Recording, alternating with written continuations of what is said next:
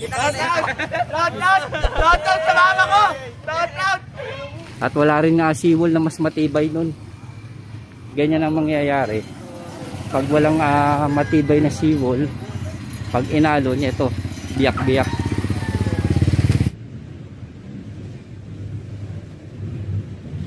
Napaganda yung lugar nila, pero sila, tingnan mo.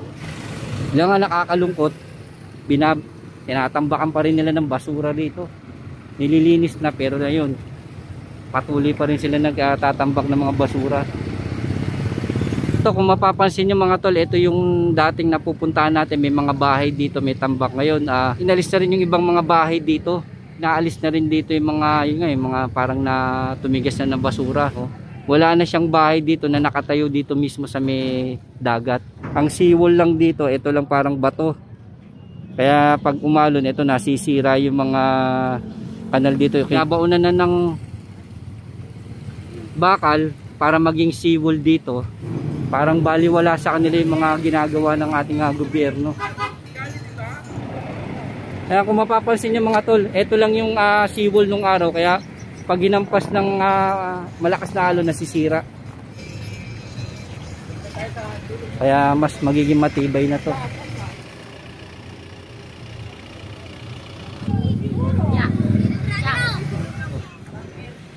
Dito yung sasalpok yung malakas.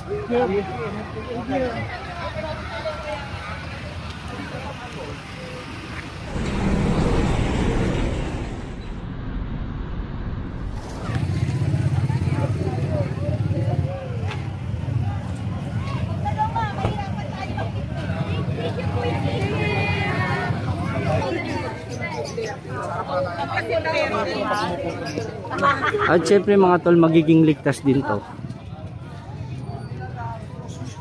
yung dagat. Bagong seawall ng Baseco.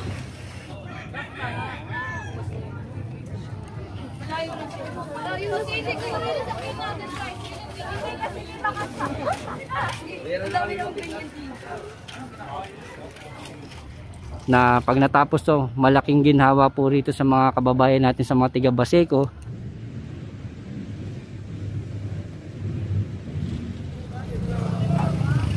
Yo mga tol, dito tayo ngayon sa may District 5 sa may Baseco compound. At ito, kung mapapansin nyo mga tol, ito yung dating napupuntahan natin. May mga bahay dito, may tambak. Ngayon kinakaya, inaalis na rin dito yung mga parang na tumigas na ng basura. Yan, kung makikita nyo, inuumpisahan na. At makikita rin natin, inalis na rin yung ibang mga bahay dito.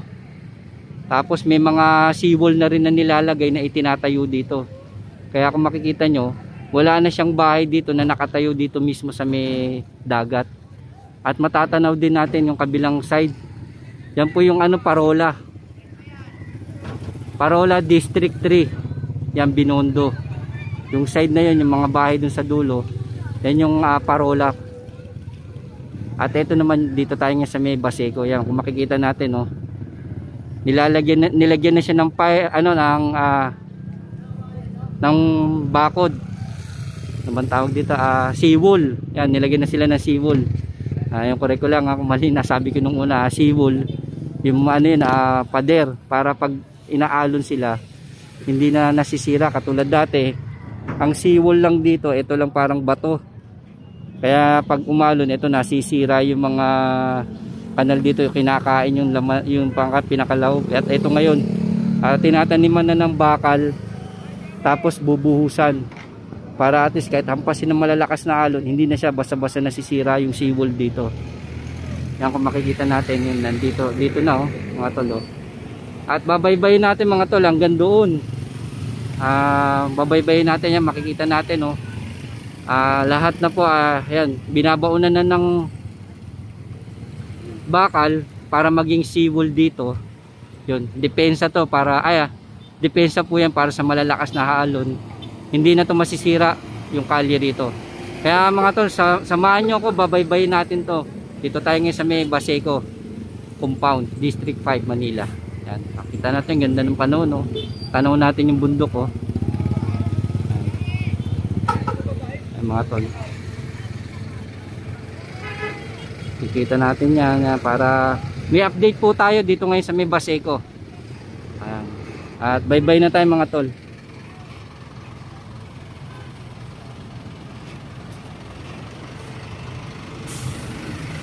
Yan nga nakakalungkot, tinatambakan pa rin nila ng basura dito.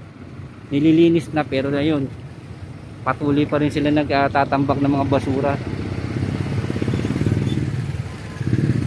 Yun yung isang nakakalungkot na bagay na nakikita natin dito. Pinagaganda yung kanilang lugar, pero yung mismong tiga dito parang hindi nila pinahahalagahan. Yan oh, mga basura.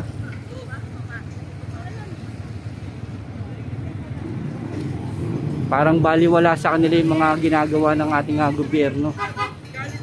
Napaganda yung lugar nila pero sila, tingnan mo.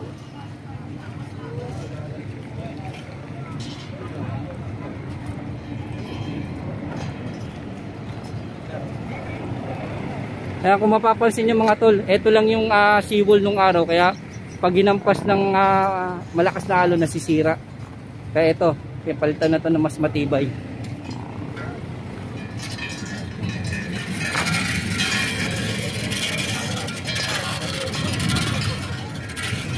Alam niyo naman, naging na-distingo rin tayo dito sa may Baseco na medyo mga ilang taon din, no? Marami pa naman iba. Shout out, Jerry! Shout out, Foreman Road!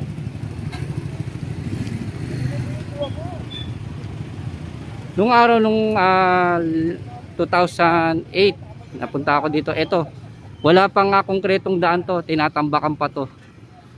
Yun nga yung nakwento ko, meron ka madadaanan ditong barkong malaki na kahoy.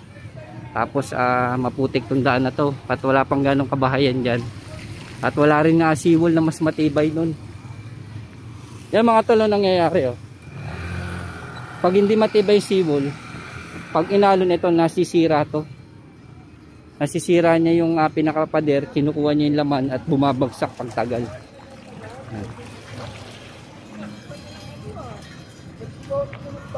At ito binabaunan ng mga tol oh, ng seawall. Kaya mas magiging matibay na to. Yan, bye-bye natin.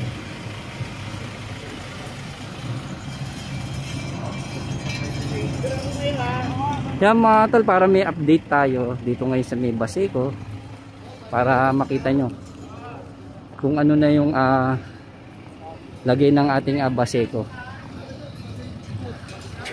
Kaya kung mapapansin natin, tuloy-tuloy pa rin yung pagpapa-upgrade, pagpapaganda dito sa may Baseco Compound, District 5, Manila.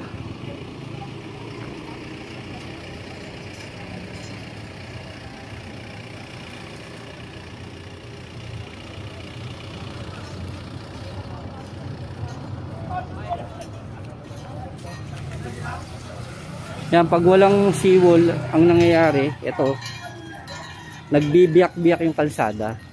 Ganyan ang mangyayari pag walang matibay na seawall. Pag inalon, ito, biyak-biyak. Kaya yun, malaking ginhawa tong seawall na to at malaking depensa rin po yan, lalo na po pag dumadating ang bagyo.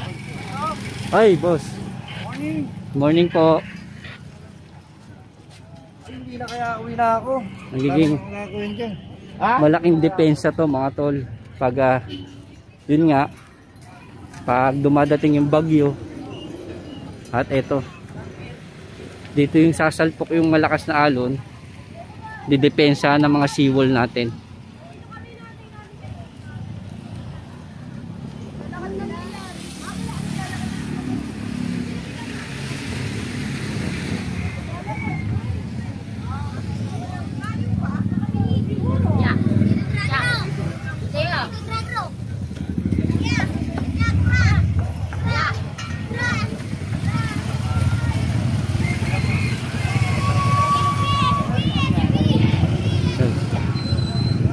At ito ang magiging kakalabasan niya mga tol, oh. Yung finish ano nila, ito, yung seawall na to.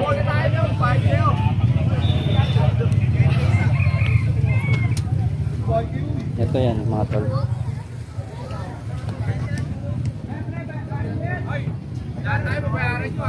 mas matibay, mas defensive sa, lalo na pag may malakas na alon at may bagyong paparating, may malaking depensa to ang seawall na ginagawa nila.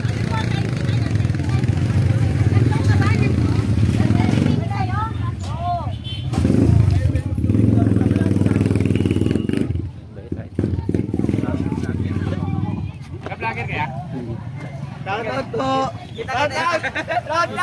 Shoutout sa mama ko! Shoutout! Yan mga tol, bye-bye tayo dito sa may seawall at para makita natin ang finished product na ginagawang depensa para sa malalakas na alon at sa pagdating ng bagyo.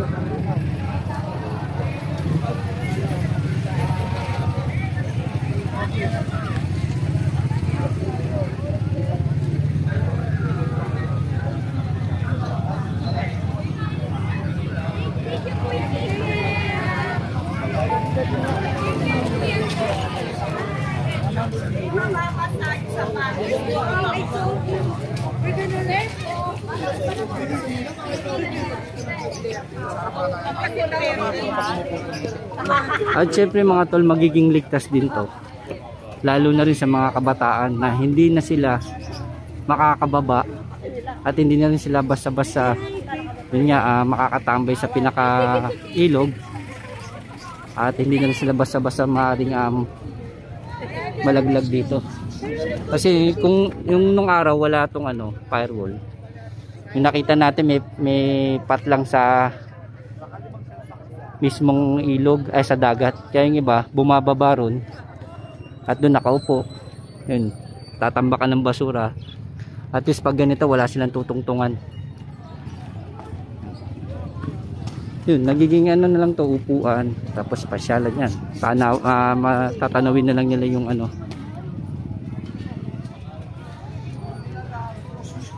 yung dagat, yan.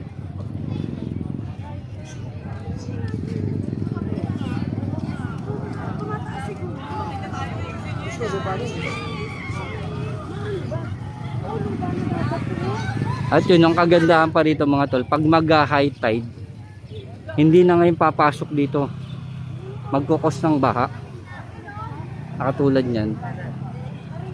Yan. Pag natapos na talagang malaking depensa ito sa baha, sa bagyo, sa malakas na alon, at syempre magiging ligtas din para sa mga kabataan dito, mga mamamayan na nakatira dito.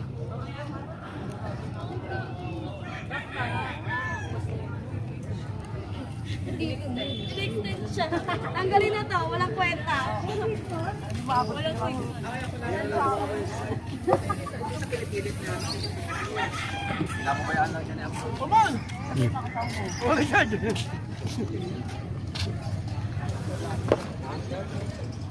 Dennis, mahiya ka naman. Ano ba yung kumakaway lang yun na. Yan mga tol, at ito, lakad pa rin tayo. Yan, para may update tayo dito.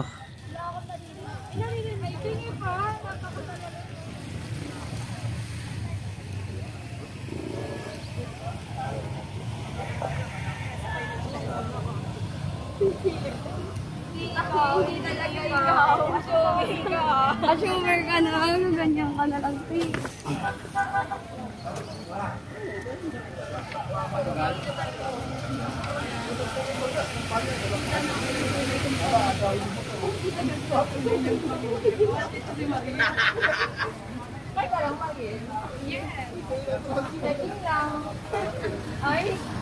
Yan mga tol, para may update tayo dito sa may Baseco Compound, District 5 Manila. Dito pa rin tayo sa may loob. Ito, binabaybay natin yung bagong seawall ng Baseco.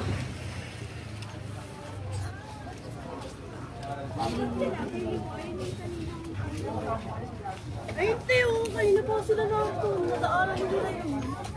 Malayo na sila. Malayo na sila. Hindi, yan yung daan na hindi siya pinadaan.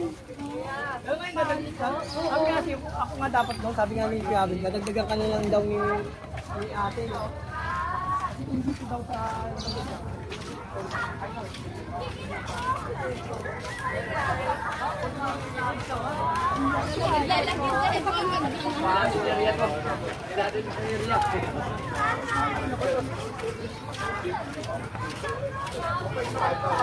Suji na sa tipo sek. Ang dami ng opinion dito. Hindi na sa isa pa ano. Dito sa akin.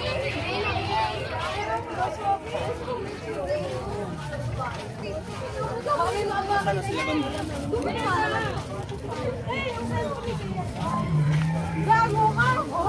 Hinahawa ko sa'yo!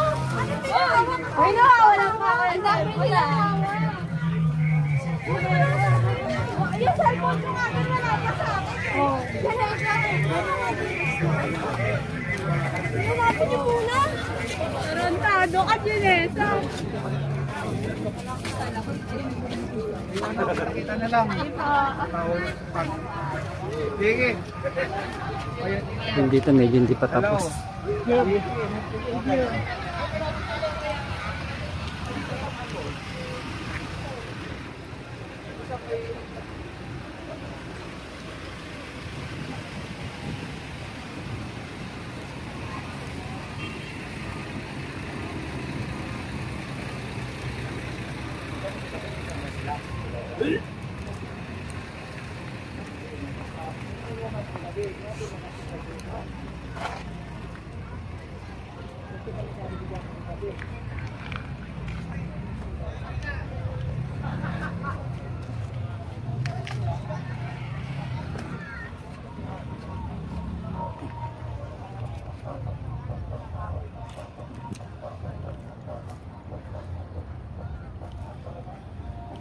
Yeah, mga tol, hanggang dito lang tayo. Ito, hindi pa tapos. Ito, dito hindi pa tapos yung nadaanan natin yun. Medyo ayos na.